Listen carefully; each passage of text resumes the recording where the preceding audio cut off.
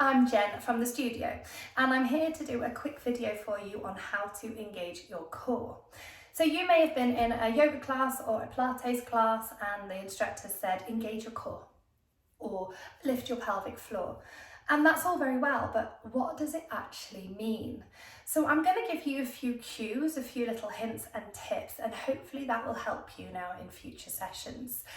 The core involves a lot of different muscles, okay? There's some deeper ones, there's some more superficial, shallower ones, so more towards the surface of the skin, but they all work together in conjunction to keep your body in the best position so you don't injure yourself and you keep those muscles nice and strong. The first muscle I'll just quickly talk about is called the transversus abdomini. Now that is the big corset muscle that comes from your spine and wraps all the way around your middle, okay? You've then also got the obliques, you've got internal and external obliques that run down your side. Now I love these little ones here, okay, well not really little, but they really cinch in your waist. And that's when we do a lot of the side twisting exercises that really start to target that area, gives you the definition. You've then got quite a superficial one, which is the rectus abdomini, which runs down the centre. You may have seen some bodybuilders or those really buff gym types who've got the gorgeous six-pack, but actually it's a rather superficial muscle, so it won't give you all the core strength you need. Now, the most maybe unknown core muscle is your pelvic floor, that and your diaphragm.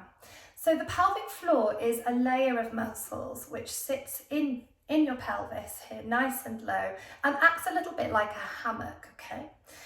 Now it keeps things in and it lets things out, okay?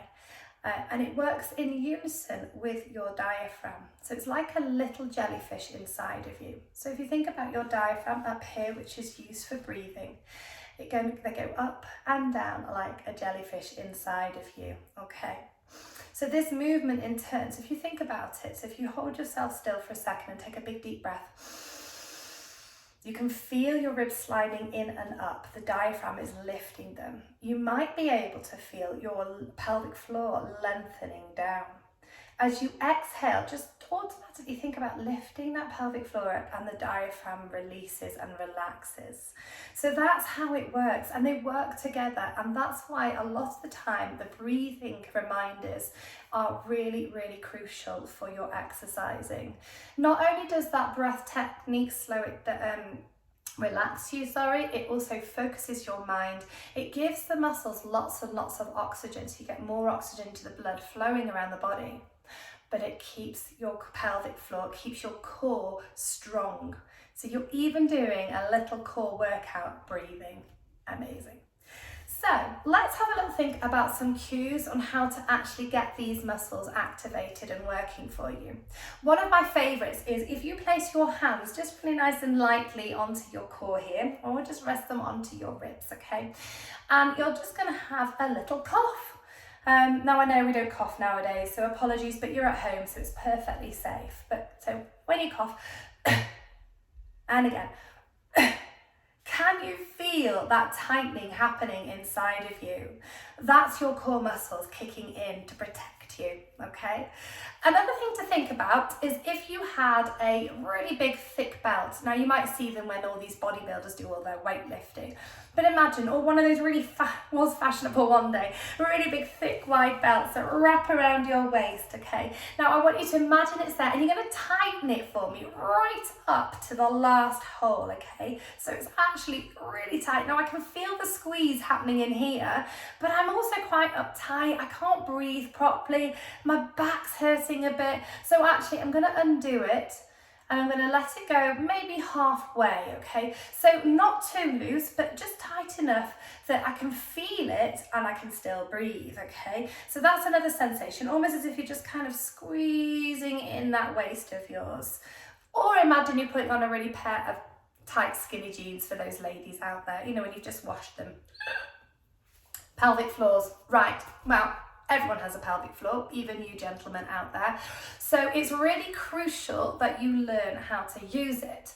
Now, the muscles that I'm talking about here are the ones that you use when you go to the toilet. So again, you're going to have to lift up the front, and I want you to lift up the back, okay? Now, imagine you're in a hotel lift. And your pelvic floor is in the basement, okay? I want you to imagine you lift that pelvic floor right up to the penthouse. So keep going.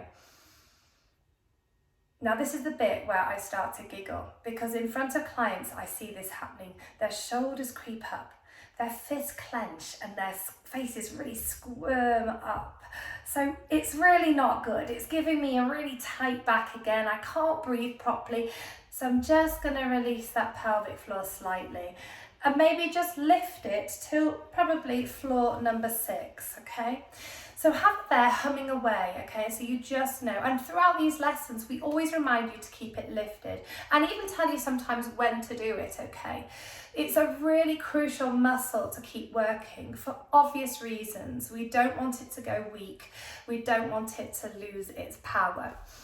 So that basically are some ideas there on how to engage into your core, lift that pelvic floor.